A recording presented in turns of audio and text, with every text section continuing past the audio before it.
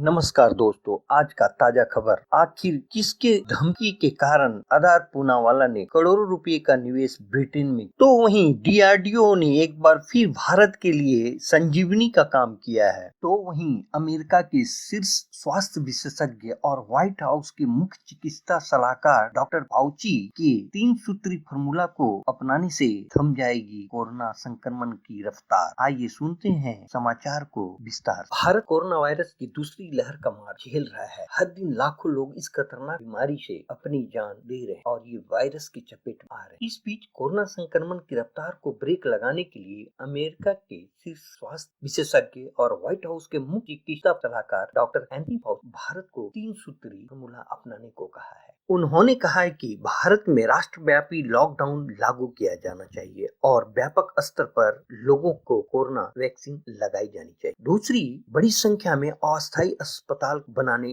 जाने चाहिए जिसमें सेना की भी भूमिका ली जा सके। और तीसरा, भारत को इस महामारी से निपटने के लिए सैन्य बलों की मदद लेनी चाहिए। डॉक्टर फाउची ने कहा कि चीन में जब पिछले साल गंभीर समस्या थी तो उसने अपने संसाधनों को बहुत तेजी से नए अस्पताल बनाने में जुटा दिया था ताकि वह उन सभी लोगों को अस्पताल मुहैया करा सके जिन्हें भर्ती किए जाने की आवश्यकता है। 7 अमेरिकी राष्ट्रपतियों के साथ काम कर चुके फाउची ने सुझाव दिया कि भारत को अपनी सेना की मदद से उस तरह फील्ड अस्पताल बनानी चाहिए जैसे कि युद्ध के दौरान बनाए जाते हैं तथा उन लोगों को अस्पताल में बिस्तर मिल सके जो बीमार हैं और जिन्हें भर्ती किए जाने की आवश्यकता है। उन्होंने कहा, भारत सरकार संभवतः यह पहले भी कर सकी थी। तो वहीं फाउची ने कहा कि भारत आपात स्थितियों में अक्सर दूसरे देशों को मदद करता है लेकिन अभी महामारी के मार से जूझ रहा है। ऐसे में अमेरिका की तरह बाकी देशों को भी भारत की मदद करनी चाहिए। पूरी दुनिया को हर संभव तरीके से मदद करनी चाहिए। डॉक्टर फाउची ने यह भी माना कि भारत पहले ही कई कदम उठा रहा है। तो डॉक्टर फाउची ने ज्यादा से ज्यादा लोगों को वैक्सीन लगाने की सलाह दी है। उन्होंने ये भी कहा कि भारत को अभी व्यापक स्तर पर लोगों का टीकाकरण करना चाहिए, चाहे वो उनके द्वारा विकसित टीके हो या फिर रूस और अमेरिका के द्वारा खरीदे गए टीके हो। हालांकि अभी टीका लगाने से तुरंत समस्या खत्म नहीं होगी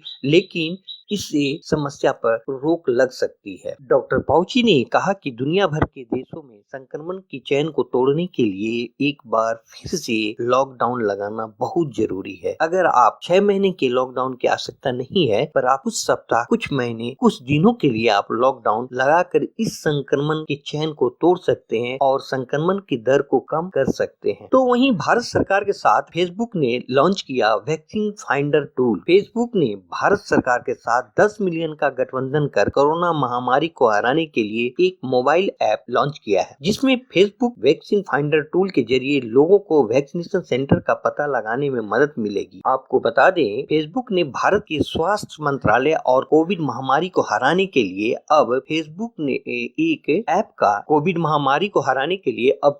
ने एक अहम कदम उठाया है। कोविड की वैक्सीनेशन भारत में आ चुकी है और लोग इसे लगवा कर कोरोना से अपना बचाव कर रहे हैं। लेकिन क्या आपको ये पता चल पाता है कि कोविड वैक्सीनेशन आपके आसपास किन इलाकों में लगाई जा रही है? इसी बात का सॉल्यूशन लेकर के फेसबुक ने एक नया ऐप लॉन्च किया है जिसे कोविड महामारी को देखते हुए फेसबुक ने भारत के लिए 10 मिलियन अमेरिकी डॉलर खर्च करने की बात कही है। इस मोबाइल ऐप के जरिए आप आसानी से अपने घर के पास स्थित कोविड वैक्सीन केंद्र का पता लगा सकते हैं। वैक्सीन टेकर टूल के जरिए 45 साल के उम्र के लोग कुछ कदमों की दूरी पर ही कोविड केंद्र का पता लगाकर इसका फायदा उठा सकते हैं। इसके साथ ही कोविड पोर्टल के जरिए आप ऑनलाइन वैक्सीन की बुकिंग करा सकते हैं। सरकार के साथ फेसबुक का कोविड गठबंधन वाकई में लोगों के लिए फायदेमंद साबित होगा। ये कोविड फाइंडर ऐप अब 17 भाषा में उपलब्ध है। तो वहीं भारत को छोड़कर लंदन में जा बसे सीरम इंस्टीट्यूट ऑफ इंडिया के मालिक आधार पूनावाला ने ब्रिटेन के करीब 2500 करोड़ रुपए का निवेश किया। ब्रिटेन के पीएम बोरिस जॉनसन ने सोमवार को इसकी जानकारी दी। भविष्य में सीरम इंस्टीट्यूट यूके में वैक्सीन भी बना सकता है। आपको बता दें, पीएम मोदी और ब्रिटेन के प्रधानमंत्री के बीच वर्चुअल मीटिंग से पहले ये ऐलान किया गया है। पीएम जॉनसन के कार्यालय डाउन स्ट्रीट में बताया कि 240 मिलियन पाउंड यानी कि 2460 करोड़ रुपए की प्रोजेक्ट